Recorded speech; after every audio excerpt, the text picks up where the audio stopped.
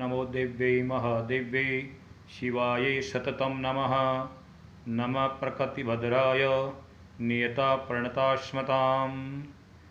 नवरात्रि के कल छठे दिन पर भगवती कात्यायनी की पूजा करनी चाहिए। ये जो नवरात्रों का छठवां दिन है, षष्ठी तिथि है, ये भगवती कात्यायनी को समर्पित है। और ऐसा बताया जाता है कि जिन बालिकाओं का विवाह नहीं हो रहा है या विवाह में किसी कारण से देरी हो रही है, कोई अड़चने आ रही है, तो ऐसी बालिकाओं को भगवती कात्यायनी की पूजा अवश्य करनी चाहिए। ये जो भगवती कात्यायनी है, ये सौभाग्य को देने वाली है, मनचाया फल देने वाली है।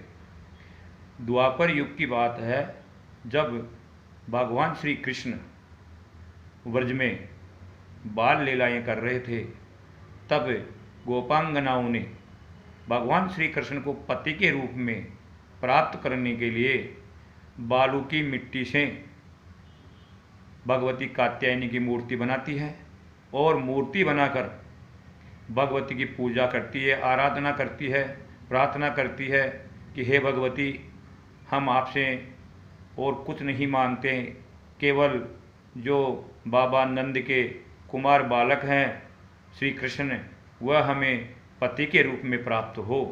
जब इस प्रकार की प्रार्थना करती है भगवती कात्यायनी से गो बालिकाएँ, तो भगवान श्री कृष्ण ने चीरहरण लीला के माध्यम से उनके वस्त्रों का आलिंगन करके उनको पति का सुख प्राप्त कराया और उनको स्वीकार किया।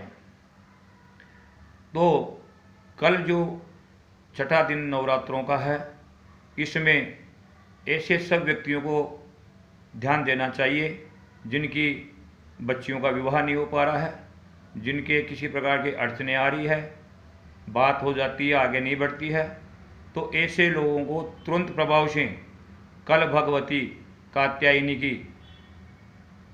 गोधूली वेला के अंदर मिट्टी की मूर्ति बना करके और चौकी पर पीला या लाल वस्त्र बिछाकर भगवती की मूर्ति स्थापित करें और नाना प्रकार के जो सौभाग्य द्रव्य होते हैं, श्रृंगार का सामान होता है, उसके द्वारा भगवती की पूजा करें। गंधस्थ पुष्प आदि चढ़ावे।